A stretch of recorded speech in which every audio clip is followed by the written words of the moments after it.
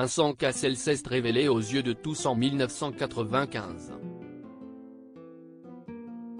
Dans le choc cinématographique inoubliable que t'est La haine de Mathieu Kassovitz, la performance marquante du fils du cinéaste Jean-Pierre Cassel avait été récompensée par une nomination pour le César du meilleur espoir masculin et le César du meilleur acteur. Mais avant cette reconnaissance, qui lancera sa carrière au cinéma et fera de lui une star internationale, son petit frère, plus jeune de 3 ans, était plus célèbre que lui. En effet, sous l'alias Rockin' Squat, Mathias Cassel avait lui déjà bien avancé dans son parcours et faisait partie des pionniers d'un courant musical aujourd'hui incontournable, le rap. Car si le rap français est aujourd'hui le genre musical le plus écouté dans l'Hexagone, ses débuts dans le pays des Lumières furent pour le moins poussifs. Il a fallu que des artistes réussissent à imposer cette musique et toute la culture qui l'englobe, bien qu'elle soit parfois catégorisée et incomprise. Mathias Cassel faisait partie de ces précurseurs. Adolescent, il débute en tant que tadger et baigne dans le milieu underground. Son enfance aisée, grâce à la carrière de réalisateur de son père, lui permet de grandir aux États-Unis où il peut s'imprégner de la culture naissante qu'ouest le hip-hop. De retour en France, il fonde en 1985 un groupe qui va devenir mythique pour l'histoire du rap français, Assassin.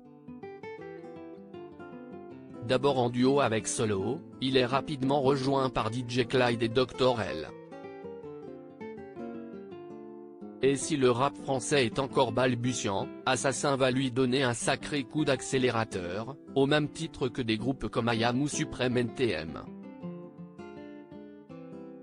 Une carrière brillante, un artiste attachant mais des propos controversés. Le groupe est le premier à créer son propre label indépendant, une grande première pour l'époque. Les 3 premiers albums du collectif, Le futur que nous réserve-t-il ? 1992, L'homicide volontaire, 1995, et Touche d'espoir, 2000, deviennent tous des classiques indiscutables du rap français, en plus de jouir de beaux succès commerciaux puisqu'ils comptent tous plus de 100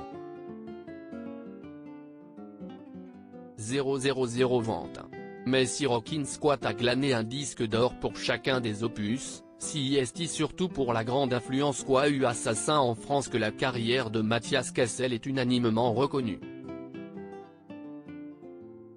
À titre d'exemple, Booba leur a carrément dédicacé directement un morceau en 2015 sur son album Nero Nemesis, probablement l'effort le plus abouti de la carrière du duc de Boulogne, intitulé Génération Assassin. Car si vous pensiez que Vincent Cassel, habitué des coups de gueule, fait dans le politiquement incorrect, il est un enfant de cœur comparé à Mathias. Assassin a toujours fait de son rap anti-système une arme politique et saine et servi pour dénoncer certaines tendances ou soutenir d'autres causes, mais il y a parfois eu des dérives. Au cours des années 2000, la carrière du groupe périclite. Le label ferme et Rockin' Squat se lance en solo. Malheureusement, la politique laisse parfois place à des théories du complot fumeuses. Illuminati, nouvel ordre mondial et antisémitisme remplacent écologie, paix dans le monde et droits des femmes. S'il continue toujours la musique, avec des références plus ou moins bien senties, Rockin' Squat n'est plus le rappeur avant-gardiste qu'il a été. Le temps est passé par là et l'artiste n'a pas su s'adapter aux évolutions de son courant musical.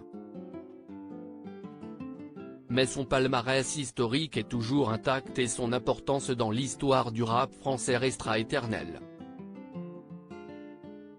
Si Vincent a pris la lumière, Mathias préfère lui rester dans l'ombre. Et si est sûrement mieux comme ça.